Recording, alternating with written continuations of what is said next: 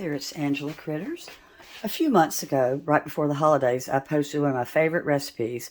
It's a Cheez Whiz broccoli and rice casserole that we always called green rice.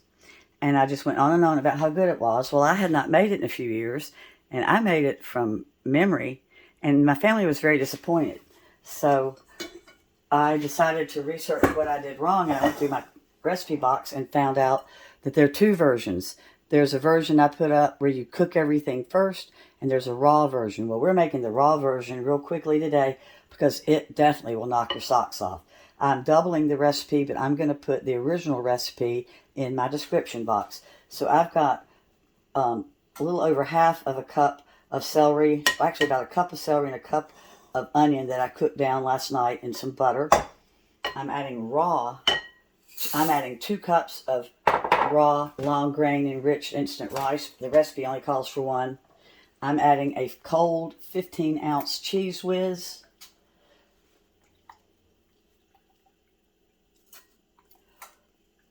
Broccoli soup.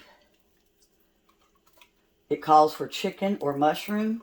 I prefer broccoli, the taste. I'm not a fan of mushrooms, and I don't eat chicken, so you can do anything. If you're a vegetarian, go with the cream of broccoli. And then milk. It calls for a cup of milk. I put a little bit more because of the fact that I doubled the rice. My raw cold ingredients, my rice and everything is mixed up. So I used the large bag of frozen broccoli florets. They had very huge stalks. I took my time and I cut those off. I saved my stalks because they're fine. I'm going to put them in here. They taste just as good. Nobody just wants to eat a broccoli floret that's an inch tall. So I've got it mixed up. I couldn't imagine what was wrong with the dish when I made it last fall, because I used to be able to whip this up in 5 minutes. It seemed like when I was a working girl back in the 70s. And how on earth did it take me so long? Well, it's because I was cooking everything. So I've got it mixed up. I'm going to go ahead and throw it in my casserole dish. And if you decide to go ahead and make the larger one like me, this freezes so good.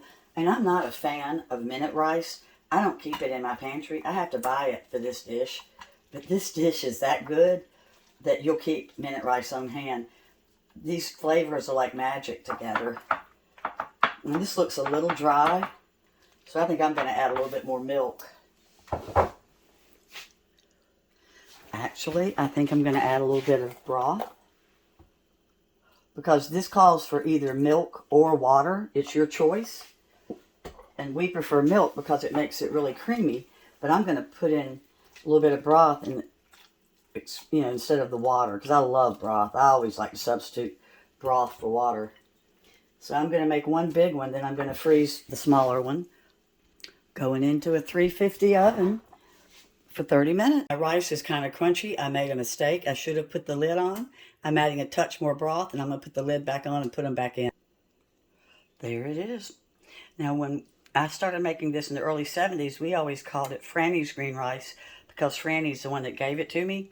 But we actually just call this green rice. And I recommend this highly. Thank you so much for watching. They're both ready. One's for the freezer. Bye-bye.